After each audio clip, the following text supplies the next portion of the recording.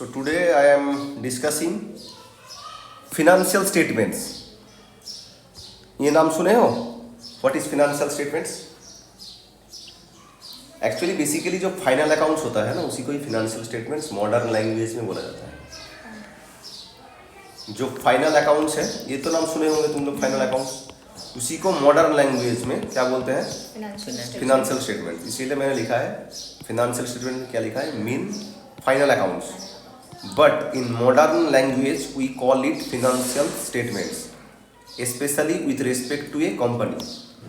Company में specifically financial statements बोला जाता है, फाइनल अकाउंट बोला नहीं जाता है। बोल सकते हो बट कंपनी को रेगुलेट करने के लिए कानून कौन है? कंपनी को रेगुलेट करने के लिए कौन सा कानून है? Regulated by company act 2013। कोई भी कानून में, कंपनी एक्ट में तुम जाओगे, कोई भी कानून में, सिर्फ कंपनी एक्ट नहीं, सेक्शन 2 में क्या होता है, जो उस कानून को लिखने के लिए जो जो वर्ड यूज किया गया है ना, हो सकता है किसी वर्ड किसी को समझ में नहीं आया, कंपनी कानून में पढ़ने जाओगे तो फिनेंशियल स्टेटमेंट्स लिखा होगा, तो फिनेंशियल स्टेटमेंट्स का मीनिंग क्या है तुमको तो ये जानना जरूरी है। तो हर कानून में सेक्शन जो 2 होता है उसमें अल्फाबेटिकल ऑर्डर में वेरियस जो टर्म्स जो यूज हुआ है कानून को लिखने के लिए, जो वर्ड यूज हुआ है उसी को डिफाइन किया जाता है, उसका डेफिनेशन दिया जाता है।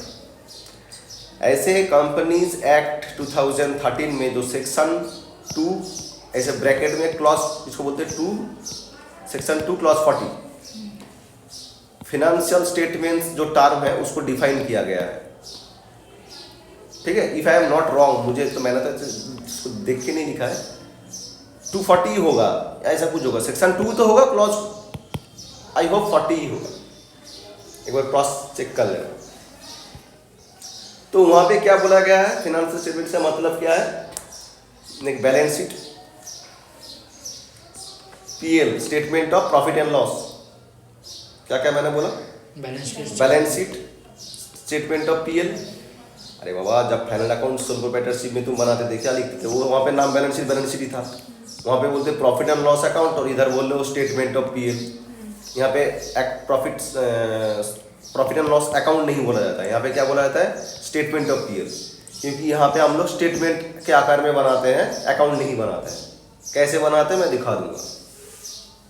और एक क्या होता है? Cash flow statement. क्या?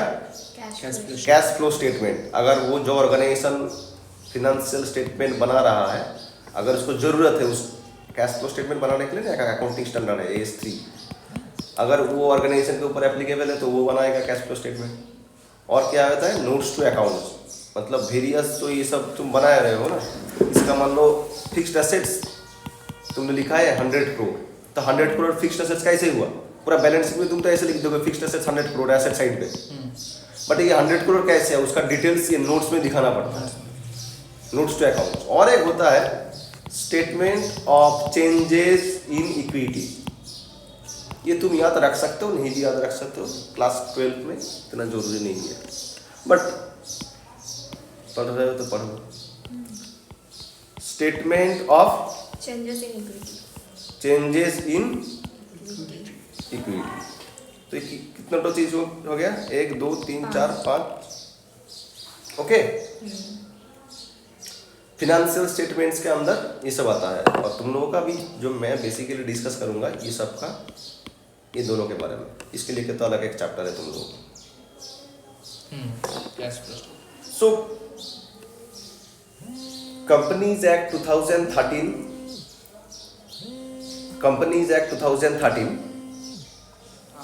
में जो फिनेंशियल स्टेटमेंट्स के बारे में जो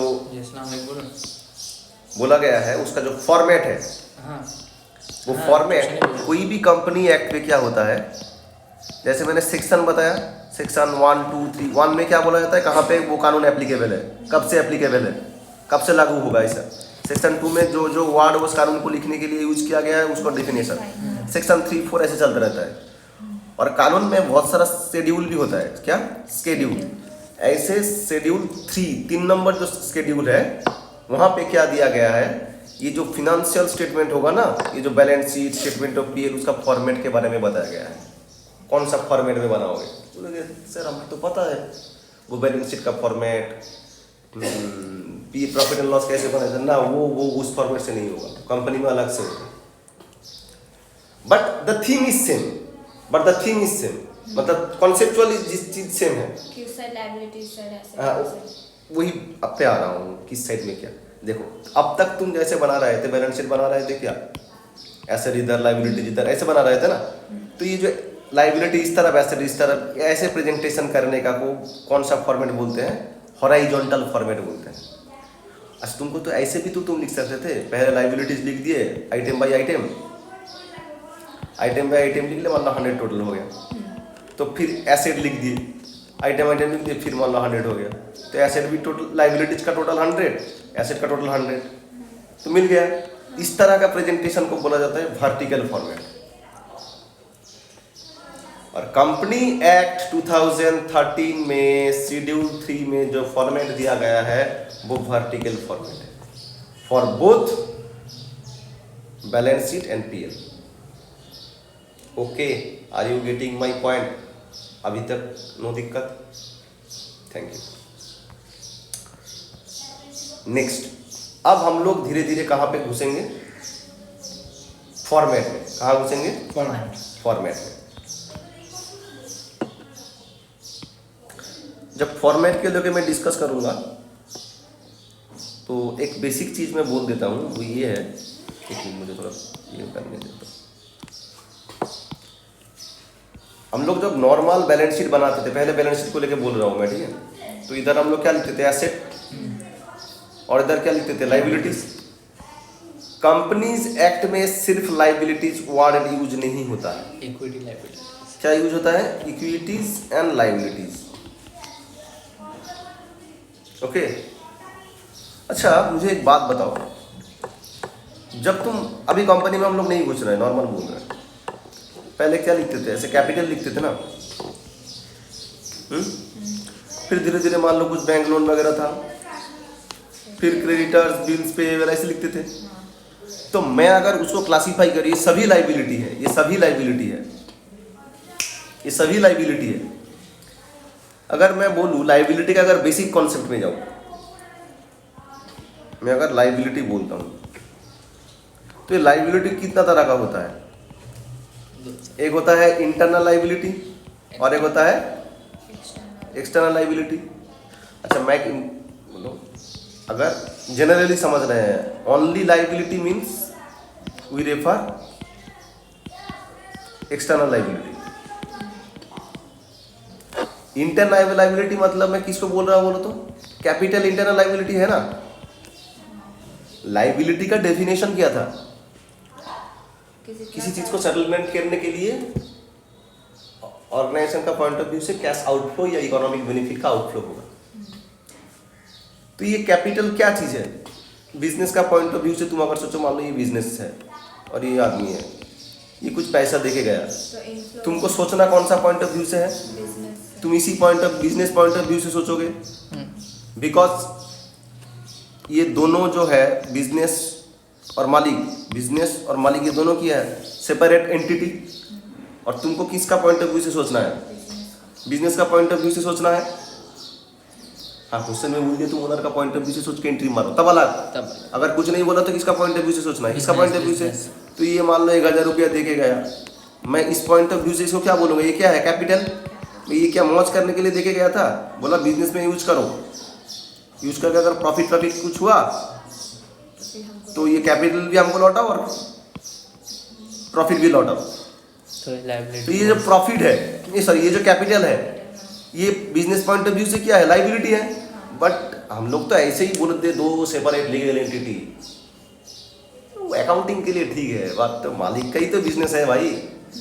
तो ये इस बिजनेस का ओनर के तरफ, ओनर रिलेटेड जितना भी लायबिलिटी है वो इंटरनल लायबिलिटी ही बोला जाता है।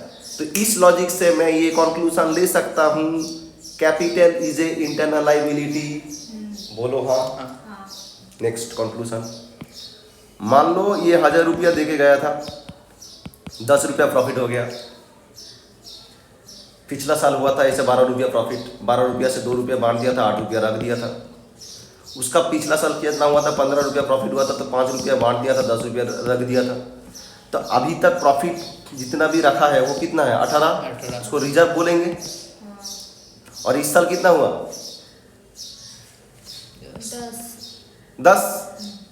तो ये अभी मैं अगर बोलूँ इस साल का 10 और पिछला 18 था, ये 18 क्या है प्रॉफिट जो हम लोग रखे थे, वो प्रॉफिट टोटल का पिछला साल का। तो इसको इंग्लिश में मैं बोल सकता हूँ एक्यूमुलेटेड प्रॉफिट। एक्यूमुलेटेड मतलब जमा जमा वाला प्रॉफिट। ये सब इंग्लिश थोड़ा बहुत समझना पड़ेगा, क्योंकि इसको मैं हिंदी में ट्रांसफर नहीं कर सकता हूँ। तो एक्यूमुलेटेड प्रॉफिट हियर कितना है 18। वही एक्यूमुलेटेड प्रॉफिट को अंग्रेजी लोग रिजर्व भी बोलता है। रिजर्व में कितना पड़ा 18। और इस साल का जो प्रॉफिट ये क्या है सरप्लस। करंट प्रॉफिट का हमेशा सरप्लस बोला जाता है। तो ये जो 18 ये जो 10 ये किसको बिलोंग करता है, किसको बिलोंग करता है, सब ओनर को, ओनर को बिलोंग करता है। So in that sense I can also say that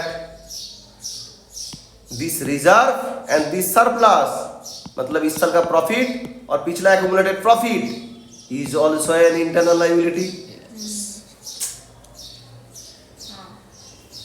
तो इस हिसाब से मैं ये बोल सकता हूं, एक मिनट,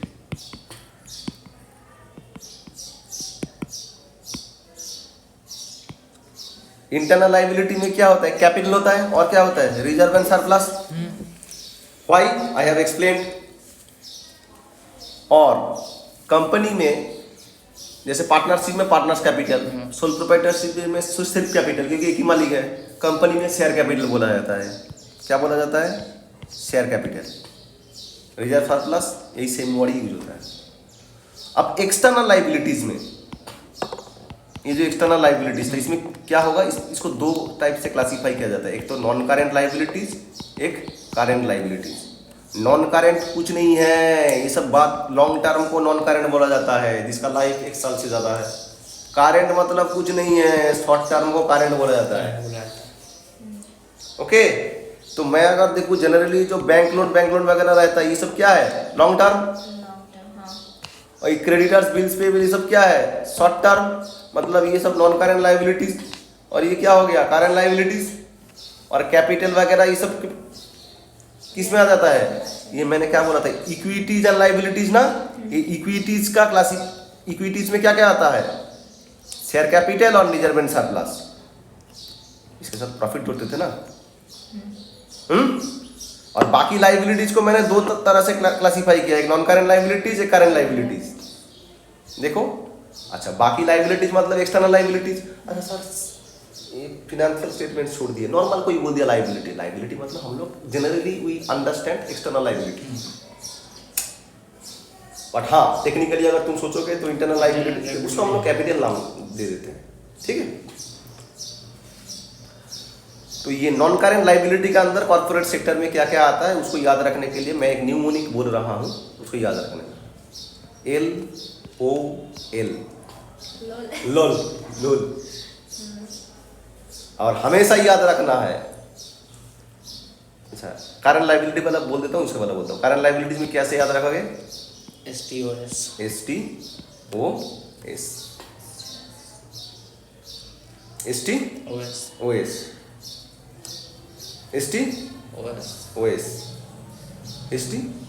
तो क्या क्या था एक LOL और STOS।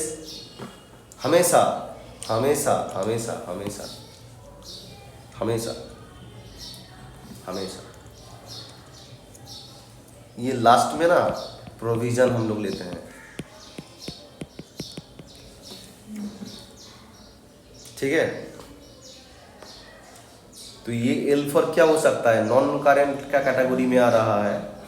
तो L फॉर तो नॉन करेंट, अगर नॉन करेंट होता तो M लेके स्टार्ट होता, तो ये लॉन्ग टर्म ही वर्ड यूज किया होगा। नॉन करंट के बदले हम लोग क्या यूज कर सकते हैं लॉन्ग टर्म। तो ये क्या हो गया लॉन्ग टर्म प्रोविजन और शॉर्ट टर्म प्रोविजन। ये क्या हो जाएगा शॉर्ट टर्म प्रोविजन। मैं तुमको ऐसे न्यूमोनिक देके ऐसे ही रट्टा मारवा सकता था, बट तुम कितना दिन उसके साथ लड़ाई कर रहे हो, तो तुम अंडरस्टैंडिंग कर लो कि असल ये इसके साथ ये कनेक्शन है। और पहले वाला क्या होता है बोरोइंग। क्या बोरोइंग मतलब जो उधर कंपनी ने लिया है। ये L फॉर लॉन्ग टर्म, ये शॉर्ट टर्म क्या बोरोइंग, वो फॉर हमेशा अदर होता है। मतलब लॉन्ग टर्म बोरोइंग हो गया, लॉन्ग टर्म प्रोविजन हो गया, ये क्या होगा? Others. अदर। अदर मतलब क्या? तुम लिख सकते हो अदर नॉन करेंट लाइबिलिटी लिख सकते हो, नहीं तो क्या लिख सकते हो? अदर लॉन्ग टर्म लाइबिलिटीज लिख सकते हो। अब जो कानून में दिया गया है वो लिख लेना है, क्या लिख दिया गया है उसके बारे में मैं जिक्र करूंगा। इधर भी एक वो है, तो यह क्या होगा? अदर। Other. इधर तुम क्या लिख सकते हो? अदर करेंट लाइबिलिटीज, नहीं तो अदर। सिर्फ इधर एक टी एक्सेस आ रहा है, क्या? टी तुमको कैसे याद रखना है? देखो, अरे बाबा इधर जब बैलेंस शीट बनाते थे लाइबिलिटीज में ये सब बिल्स पेबल, क्रेडिटर्स, ये सब लिखते थे ना, ये सबको क्या बोला जाता है? Trade payables. ट्रेड पेबल मतलब ट्रेड कर रहे थे, इसका चक्कर में किसको कितना देना है, ये तो बिजनेस में अराइज हुआ लाइबिलिटीज है ना। तो इसका टी फॉर नाम क्या हो गया? Trade payable. Trade payables. तो ये वाला अगर एसेट साइड में रहेगा तो टी फॉर क्या हो जाएगा? Trade receivables. Receivable. हाँ, थैंक यू। तो मैं फिर से इसी चीज को एक बार मैं बोल रहा हूँ, इक्विटीज एंड लाइबिलिटीज। तो इक्विटीज देखो तुमको क्या याद आ जाएगा? शेयर कैपिटल वाला चीज एक याद आ जाएगा, और क्या याद आ जाएगा? Reserve and surplus. लाइबिलिटी को दो क्लासिफाई करोगे, क्या क्या होगा बोलो? Current liability, Long term liability, current, short term liability. Liability और current liability. Non current liabilities और current liability. Current liabilities. Non current liabilities में क्या लिखोगे? लोन। ये क्या लिखोगे? STOS। एल फॉर क्या होगा? Long term borrowing. इधर O for other provision. Long term लिख लो तो लॉन्ग टर्म लिख दो, other long term liabilities. L for long term provision. Participate करो सोहेल। एस फॉर बोलो। Short term borrowing. T for Trade payable. O for Other. Sir इधर लिखे थे अदर लॉन्ग टर्म लाइबिलिटीज, साला कैटेगरी था नॉन करेंट लाइबिलिटीज, तो इधर ये लिखने से अदर नॉन करेंट लाइबिलिटीज लिखने से अच्छा होता ना। हाँ। बट ये गलती कर दिया, जब लॉ में कर ले लॉ दिख रहा था तो ये गलती दूसरा बार नहीं किया, इधर बोला अदर करेंट लाइबिलिटीज। ये यहाँ पे मिस्टेक कर दिया वो लोग, तो हम लोग उसको सुधार लेकिन नहीं नहीं, सकते। कानून में लिखा हो गया मतलब तुमको ऐसे ही लिखना पड़ेगा। नहीं तो मैं इतना स्टोरी क्यों बोलता? ओ फॉर अदर होगा, कब क्या होते हैं देखते हैं, ये मैं तुम्हारा माथा पे इधर डाल रहा था, इधर गड़बड़ है, फिर अचानक मैंने बोल दिया, ये गलती कर दिया था, बाद में वो गलती नहीं किया। मैं तो डायरेक्ट ही बोल सकता था तुम ये होगा other long term Other non current liabilities, ये अदर करेंट लाइबिलिटीज। फिर तुम मैंने कोरिलेट क्यों कर दिया? जब तुम लिखोगे तुमको हाईलाइट हो जाएगा, पहली बार गलती किया था, दूसरा बार गलती नहीं होगा। ये मैंने पहले से मेरा दिमाग में प्लानिंग था, to play with your mind. यहाँ पे क्या होगा? Short term provision. अब आते हैं किसमें? अच्छा सुनो ना, एक बात बोलते, इसको क्या बोले थे? Equities and liabilities. ये जो इक्विटी वर्ड है ना, इसी का और एक नाम क्या है बोलो तो? शेयर होल्डर्स फंड, इसी का ही नाम है। तो इसका जैसे हेडलाइन दिए थे क्या? Non current liabilities, current liabilities, तो इसका हेडलाइन क्या दोगे? Share holders fund. Sir equity तो दे सकते थे, अब लॉ में करने नहीं दिया तो क्या करोगे? हम क्या करेंगे? और ये सब वर्ड याद रखना, ठीक है? बाद में रेशियो जब करवाऊंगा ये सब बहुत यूज होगा, बहुत।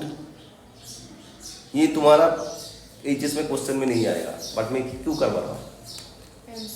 एमसीक्यू तो इम्पोर्टेंस है और आएगा, मुझे जरूरत होगा रेशियो में, नहीं तो रेशियो में मुझे ऐसे इतना बहुत कुछ बोलना पड़ेगा। इसके साथ और भी दो वर्ड जुड़ेंगे, खेलेंगे उसके साथ लेके, फिर देखना पूरा पिक्चर बैठ जाएगा। My system is like Apple ecosystem. अगर तुम घुस गए तो ठीक है, नहीं तो एंड्रॉइड लेके ढूंढने जाओगे, अचानक इक्विटी कहाँ सुने थे, ऐसे हो जाओगे। चलो ये अच्छा, मैं ये जो डिस्कशन कर रहा हूँ 12th स्टैंडर्ड का लेवल पे, अप टू तुम मतलब मिड मॉडरेट लेवल पे, ठीक है? क्योंकि ये रिकॉर्ड हो रहा है तो जो सुनेगा बोलेगा और भी यहाँ पे कुछ था नहीं बोला था मैंने।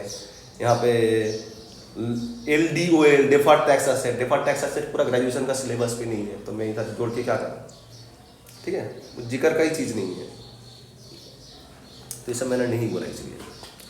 अच्छा, आप कहाँ आएंगे बोलो एसेट में?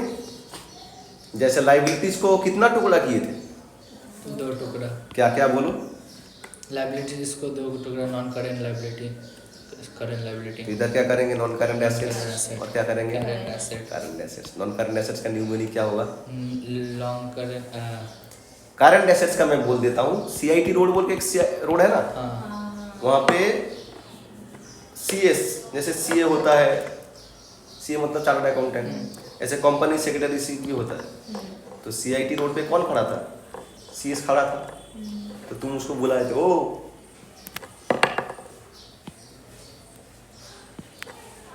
तो न्यूमरी क्या हो गया? CIT CSO, ठीक है। और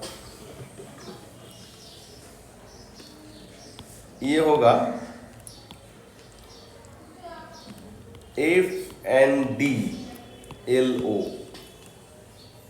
इसको थोड़ा चेंज करना है मुझे, क्योंकि यहाँ पे फिक्स्ड एसेट अभी नहीं है फिलहाल अब तुम इसमें ध्यान दो। बोलो क्या होगा? बोलो CIT CSO। C for current. C for है हमेशा एसेट में पहले क्या इन्वेस्टमेंट रहता था ना, कैपिटल। तो ये होगा current invest investment. I for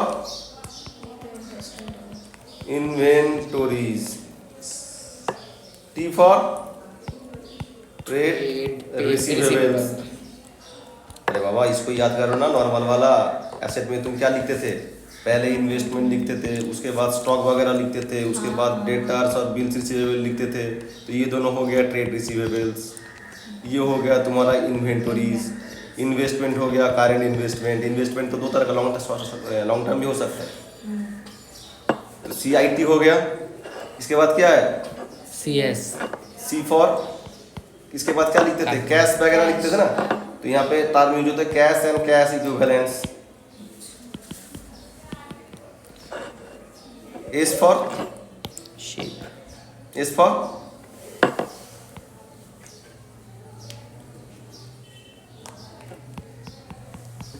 short term. একবার ওইটা ওপেন করা একবার ফরম্যাটটা। और O फॉर क्या होगा?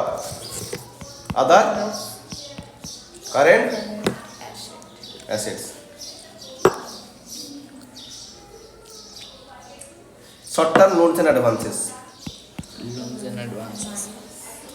मतलब बिजनेस ऑर्गेनाइजेशन किसी और को भी तो लोन दे सकता है, तो ये होता है short term loans and advances. Advances. तो क्या क्या हुआ बोला मुझे? करेंट इन्वेस्टमेंट, उसके बाद trade receivable, cash and cash equivalent, short term short term loans and advances. Loans and advances और अदर करंट एसेट। नो, फिर से मैं बोल रहा हूँ, current investment C for, current उसके बाद I फॉर, इन्वेंटरीज, उसके बाद T फॉर, ट्रेड रिसीवेबल, उसके बाद C for cash and cash equipment. Cash and equipment नहीं, cash and cash equivalent. Oh, equivalent. Equivalent मतलब जो इक्वल, कैश का जो इक्वल चीज है। अच्छा। S for S for short term loans and advances. O for other current assets. Assets. इसको मैंने न्यूमोनिक पहले बनाया था, थोड़ा न्यूमोनिक चेंज हो गया अभी, फिलहाल इसको याद रख लो, just I will change. F for fixed assets, जो अभी इसको अलग नाम पे बुला जाता है, प्रॉपर्टी प्लांट इक्विपमेंट बोल के। मैं बात फिलहाल याद रखो, ये क्या है? Fixed asset. N फॉर, यहाँ पे स्टार्ट किससे हुआ था? Current investment. हाँ, तो ये N फॉर ये क्या होगा? Non current non current investment. ये D नहीं लेना है, नहीं लेना है। ये वहाँ पे जैसे मैंने लॉल किया दिया था, LDOL था हुआ था, डिफर्ड टैक्स लाइबिलिटीज था, इधर D for deferred tax asset, but तुम लोगों का जरूरत नहीं है। तो L फॉर क्या होगा? Long term. Long term. यहाँ पे S for short term loans and advances, यहाँ पे long term loans and advances. O for हमेशा आधार होता है, तो क्या लिखोगे? Other other current Non-current. Non current assets. Non-current. Okay, are you getting my point? Okay, फिर से मैं बोल रहा हूँ एक बार।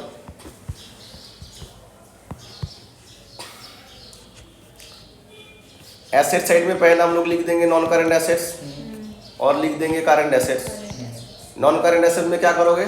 FNLO